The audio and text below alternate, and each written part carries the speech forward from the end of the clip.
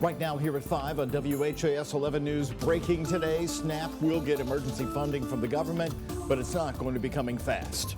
Protests in New Albany greet the Indiana governor as lawmakers have set dates for when they will look at redrawing Indiana's congressional maps. And ahead, needles discovered in Halloween candy in 2 different areas of Kentucky. Police sending out warnings tonight for you to check your candy before eating it.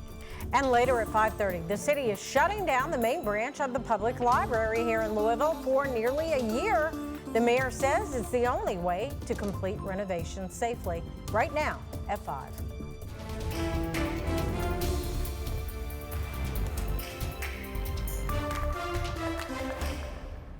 We begin right here tonight at 5 with the major news out today. The Trump administration saying it will use emergency funds to help keep the SNAP food assistance program running for just a short time. And that fund, they say, will only cover about half of the households who rely on SNAP to put food on the table. Now, some 42 million Americans rely on SNAP, 84,000 people right here in Louisville, and 600,000 people in Kentucky receive the benefits.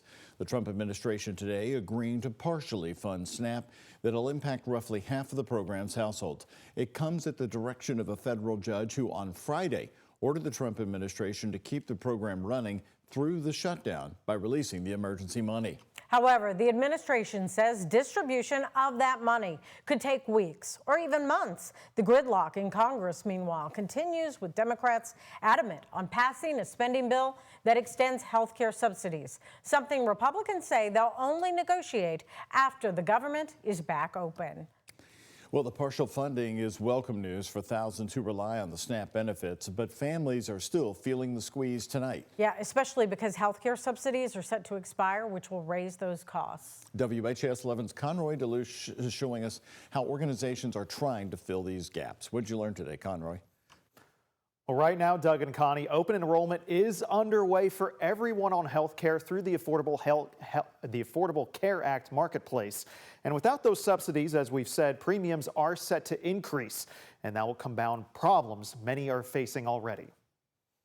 Inside an old sanctuary, a community comes together. We've actually run out of seating for dinner. And at St. Vincent de Paul's food pantry, over the summer we had several thousand pounds less of monthly donations from the USDA. Ron and Kim, both military veterans now living in transitional housing, say the selection is more limited. Occasionally there'd be fresh fruit, but now you very seldom see it. Empty shelves and a full cafeteria, a snapshot of financial reality hitting organizations that serve the needy. We're serving a lot more but having a lot less to give out, which of course creates a challenge. And this was before families did not receive their monthly SNAP deposit. How do I feed my family? Do I have enough food in order to be able to feed my family?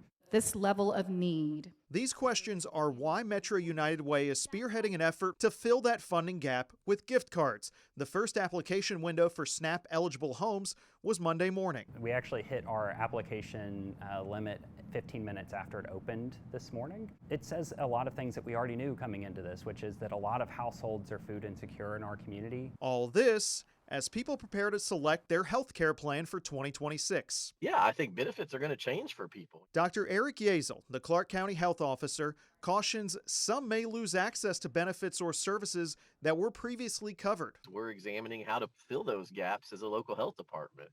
Can we assist with screenings? What services do our citizens need that they may have trouble accessing? And again, we'll do all we can to kind of help fill those voids. Questions that will be answered over time. But as Dr. Yazel pointed out, even the health department's budget has contracted.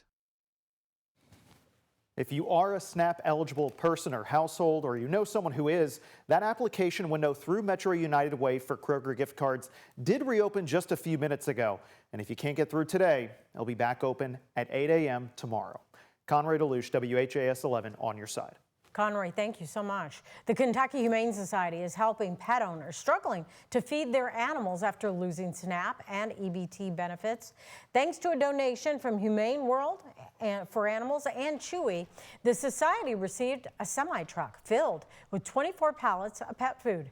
Pet Retention Services Manager Shelby Schultz says requests for assistance have risen sharply since October.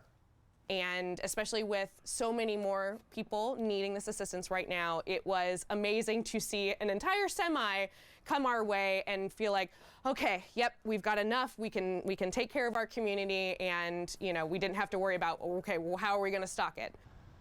The food will stock community pet banks and human food partners for the next 3 to 4 months. KHS plans to keep the support going with more shipments on the way, and they're still accepting donations. So anyone who needs help can apply online at kyhumane.org or can call 502-509-4738. And families across Kentucky are struggling to put food on the table, but together we can help. Join WHAS11 and Dare to Care Wednesday, November 12th from 5 a.m. to 7 p.m. for our telethon to fight hunger. Your donations stay local, feeding families right here. This is what democracy looks like. Show me what democracy looks like. Happening today in New Albany, protesters right here outside a luncheon where Indiana Governor Mike Braun was appearing today in southern Indiana. They aren't happy with his plan to redraw Indiana's congressional districts. It comes as Indiana lawmakers have now agreed on dates to take up the controversial issue. It'll be the first 2 weeks of December, and they will be starting the regular session of the Indiana General Assembly early to do it. Governor Braun is pushing to redraw maps for 2 of Indiana's 9 congressional seats, trying to flip the final 2 for Republicans. Protesters say it's imbalancing Indiana, while Braun says it's balancing the nation. You take our closest direct comparison would be Massachusetts, same population. They've gerrymandered that into where there hadn't been a Republican congressional holder in a long, long time. 40% of Hoosiers vote Democrat. But right now, even right now, before redistricting, 40% of our congresspeople are not Democrats.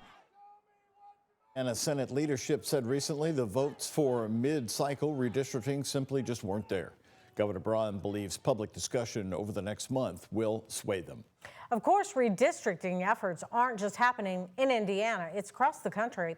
On Election Day tomorrow, voters in California will head to the polls to rule on new congressional maps. Those are aimed at gaining 5 additional U.S. House seats for Democrats in next year's midterm elections. Meantime, in Ohio, a new congressional map is drawing sharp criticism and reshaping the state's political landscape. Friday, the Redistricting Commission approved new boundaries in Ohio that strengthen Republican control. The new plan would impact who represents millions of Ohioans for the next several years. The commission voted 7-0 to accept the map that gave Republicans a 12-3 advantage, up from the current 10 seats held by Republicans. Well, guess what, Connie? It is almost dark outside. That sun is dropping fast. The first big change after we switched the clocks. Fall back an hour. Hope you did well with the change. I did okay. I've been yawning a lot, Mallory, today. You and I were talking about how dark it's going to be when we get out of here. Oddly running early about an hour to everything today. I mean, why is that, Mallory? Because, typically right now it would be 6:07, right? We fell back an hour, yes. Okay, so sunset this evening is just after 5:40. So we have about a half hour or so of this daylight to go this evening. We're taking a live look outside toward downtown Louisville from our Hughes and Coleman Shriners Children's Camera here. Right now, temperatures are in the upper 50s, so right around 60 degrees in Louisville. And we did top out about a degree or 2 shy of that average for today's date. Has been breezy. Winds have been coming in from the west, still sustained right now between about 10 to 15 miles per hour. But we've had clear skies all day, and that sunshine was definitely welcomed, especially on this day after we returned to standard time. Your hourly planner here, temperatures will drop pretty quickly once that sun does set into the upper 40s by about 9 p.m. and then overnight lows will be cooling back into the 30s by tomorrow morning. So similar to this morning, expect a chilly start tomorrow. Some patchy fog is possible, but then clouds will decrease throughout the course of the day tomorrow. Should be a nice afternoon with temperatures in the low to mid 60s. We have some ups and downs with our temperatures this week. We'll talk much more about that coming up in our 7-day forecast. Thank you, Mallory. Well, a health alert for you tonight. Agencies in Kentucky are warning you to check your child's Halloween candy after the Madison County Sheriff's Office said a needle was found inside a piece of candy this weekend there. And you can see the needle inside a Twizzler. The Madison County Sheriff's Office shared 2 examples of needles in candy this weekend. The one you see now, and then the other one was in an Almond Joy. Deputies say the candy came from a Hager Drive in Madison County, just south of Lexington.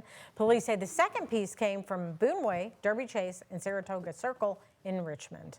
Meantime, in Glasgow, police also shared these pictures about possible candy tampering. This time, a child found a needle inside of a Snickers bar. These investigations are ongoing, and both departments are urging parents to inspect your child's candy before letting them eat it. Also right here tonight at 5 o'clock, a former Kentucky sheriff has been arrested. Authorities say the former Trimble County Sheriff Charles Kelton turned himself in to the Oldham County Detention Center on Saturday.